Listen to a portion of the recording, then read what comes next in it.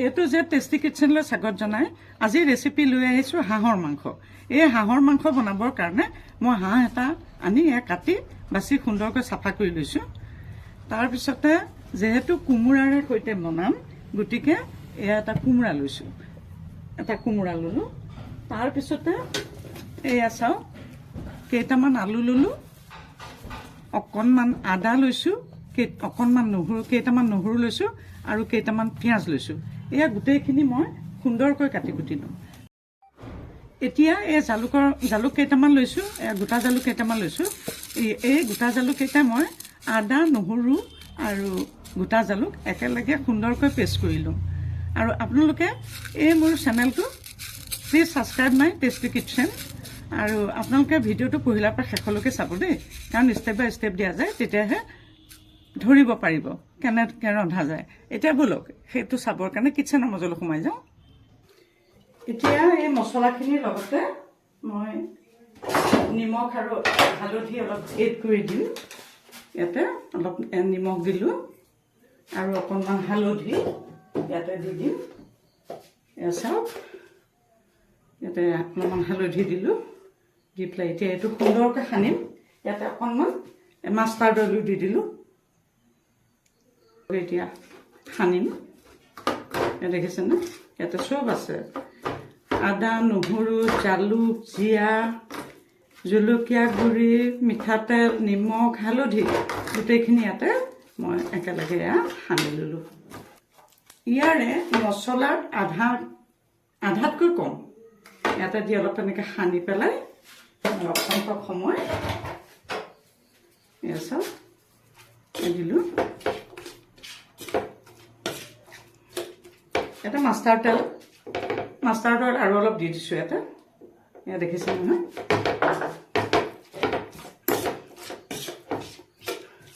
এনেকৈ মই সানি হৈ গ'ল। এতিয়া মই এইখিনি এয়া পাচলিখিনিৰ যোগান নোহোৱালৈকে অকণমান সময় ঢাকি পেলাই ৰাখি থৈ দিম। ইতিমধ্যে মই ইয়াত গেছটো জ্বলাই দিলোঁ আৰু এটা কেৰাহী পাতি দিলোঁ।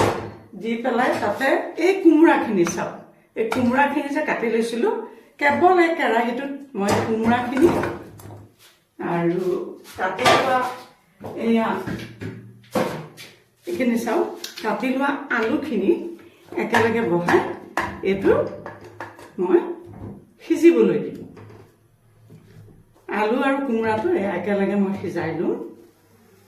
এইটো দিলোঁ, ইয়াত অকণমান নিমখ দি দিছোঁ, দি পেলাই এইটো ঢাকন মাৰি অকণমান সময় সিজিবলৈ দিম। ইতিমধ্যে মই ইটো গেছ জ্বলাই দিলোঁ আৰু তাতে এই কোমোৰাখিনি আৰু আলুখিনি যে সিজিবলৈ দিছিলোঁ এইটো গেছত পাতি দিলোঁ আৰু ইয়াতে এটা মই কেৰাহী পাতি দিলোঁ।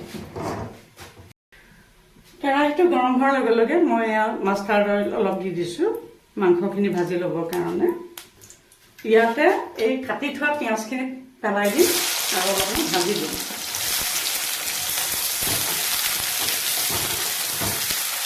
পিঁয়াজখিনিত অকণমান ৰং গুড়া ছটিয়াই দিলোঁ। ইতিমধ্যে পিঁয়াজখিনি ভজা হৈ গৈছে। মই পিঁয়াজখিনি এতিয়া কাটি ৰাখিম। হৈ গৈছে পিঁয়াজখিনি ভজা।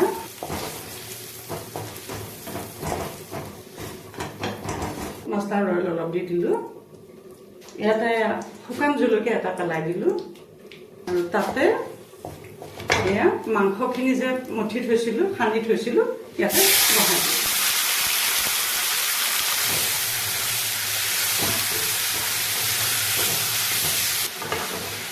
এতিয়া মাংসখিনি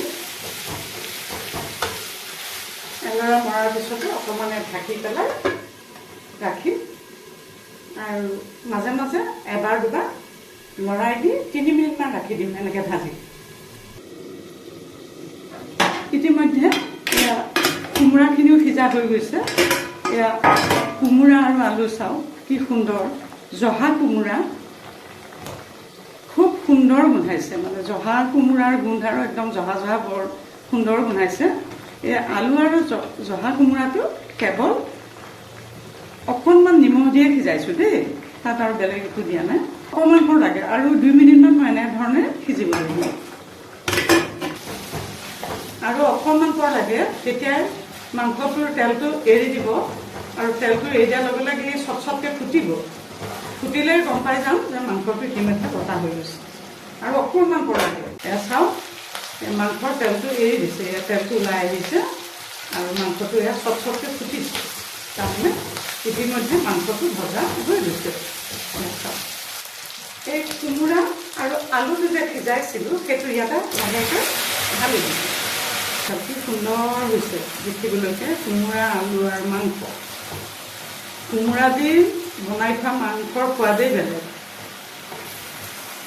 হাঁহৰ মাংস আনিলে মানুহে কয় যে কোমোৰা আনিছেনে নাই বা কোমোৰা অনা দেখিলে বা কোমোৰা গছৰ পৰা চিঙা দেখিলে মানুহে সোধে আজি হাঁহৰ মাংসৰ ৰেচিপি আছে নেকি আপোনালোকৰ মানে এইটো ইমান সুস্বাদু আৰু ইমান পপুলাৰ খাদ্য খোৱাসকলে বুজি পায় আৰু স্বাদ কেনেকুৱা এতিয়া এনেকৈ মই আৰু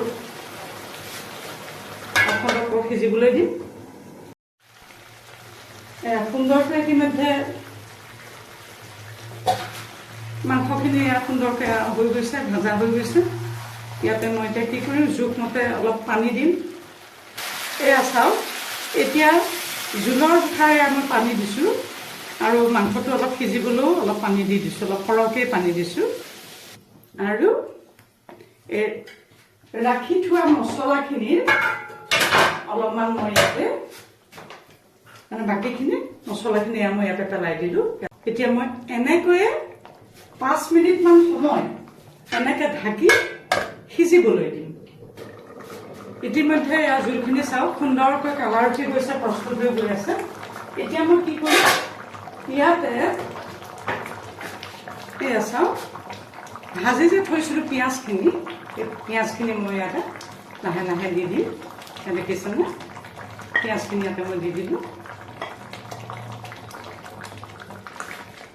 গতিকে অতি সুস্বাদু হয় অতি সুন্দৰ কোমোৰাৰে সৈতে ৰন্ধা হাঁহৰ মাংসৰ আঞ্জা বা জোল গতিকে এই সুন্দৰ ৰেচিপিটো ইতিমধ্যে হৈ গৈছে গতিকে এই সুন্দৰ ৰেচিপিটো আপোনালোকেও সুন্দৰকৈ বনাই খাব আৰু কেনেকুৱানো পায় মোক কমেণ্টছত জনাব দেই আৰু